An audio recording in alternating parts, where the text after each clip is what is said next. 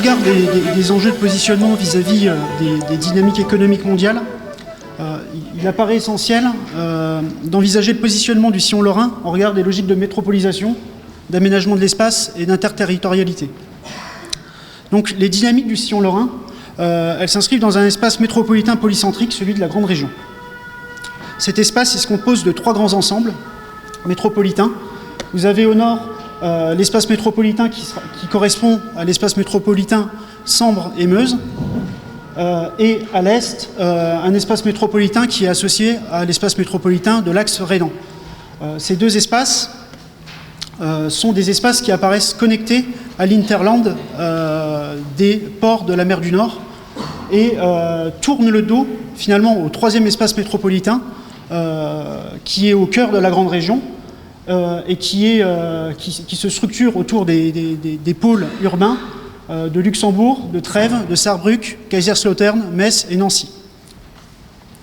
Donc, si les 2 premiers espaces sont bien connectés au range nord-européen, le 3e espace, lui, apparaît comme un espace métropolitain suffisant. C'est aussi ce qu'a révélé l'étude Métro Border Grande Région en 2012, mais apparaît insuffisamment connecté justement à cet interland des ports nord-européens.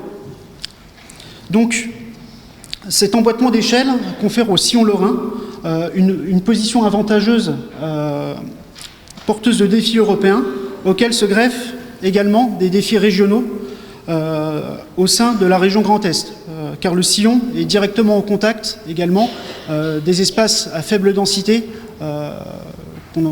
qu'on appelle communément la diagonale du vide. Pour illustrer, pour compléter un petit peu ce positionnement du sillon lorrain, si on regarde les dynamiques démographiques au sein de cette grande région, on constate des trajectoires fluctuantes et diverses au sein de cet ensemble.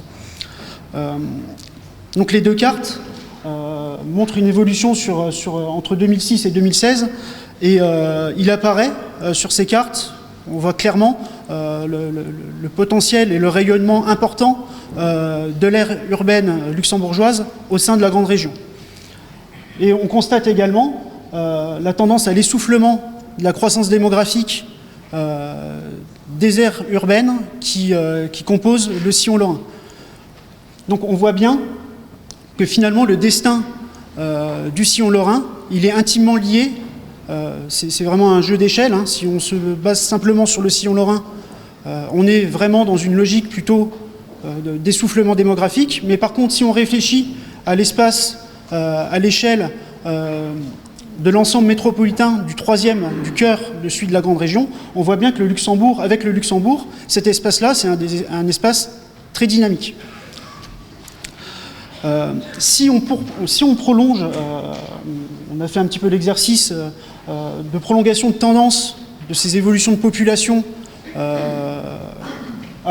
ce qu'on constate, c'est qu'à horizon 2028, à ce rythme de croissance-là, l'aire urbaine de Luxembourg, elle dépassera, le poids démographique de cette aire urbaine dépassera celui des aires urbaines de Metz et de Nancy cumulées.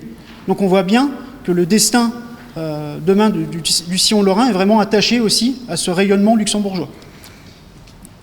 Et cette situation, elle est d'autant plus d'actualité qu'il y a à peu près une semaine, lors de la 6e réunion sectorielle de la Grande Région, la Grande Région s'interroge sur la pertinence d'aller chercher un acteur pour de la coopération territoriale situé entre le micro-territorial et le macro-territorial.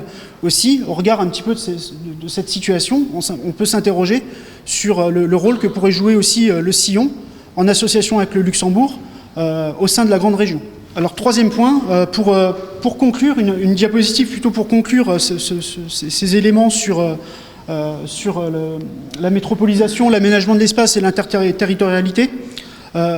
Il est évident que le positionnement du sillon lorrain, il se trouve aux interfaces de plusieurs systèmes territoriaux, et que ça implique pour le sillon lorrain et pour les différents territoires au sein de la région Grand Est et même au sein de la grande région, d'avoir une capacité à mener une certaine gymnastique entre les différentes échelles et les différents réseaux existants au sein de cet ensemble territorial. On l'a vu avec Patricia sur les enjeux de connexion à l'économie mondiale, sur le range nord-européen. On le voit à l'échelle grand régionale par le positionnement de cet espace métropolitain central au cœur de la grande région. Au niveau régional, avec la nécessité, on le voit notamment sur la partie nord du territoire, sur la nécessité de prendre en compte l'influence luxembourgeoise sur les territoires, et aussi de prendre en compte les espaces à faible densité qui jouxtent le sillon lorrain. Et aussi, aspect que je n'ai pas forcément abordé ici, transterritorial, avec des espaces de coopération qui existent déjà, et qui sont plus ou moins actifs.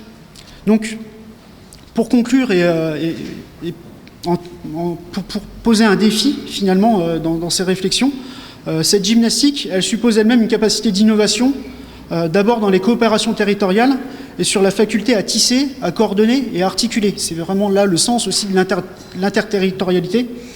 Et aussi, si on se positionne plus à l'échelle de la région Grand Est, dans la capacité aussi à s'approprier une transition vers un modèle sociétal, économique et environnemental vertueux, dont les contours sont actuellement dessinés par le SRADET de la région Grand Est.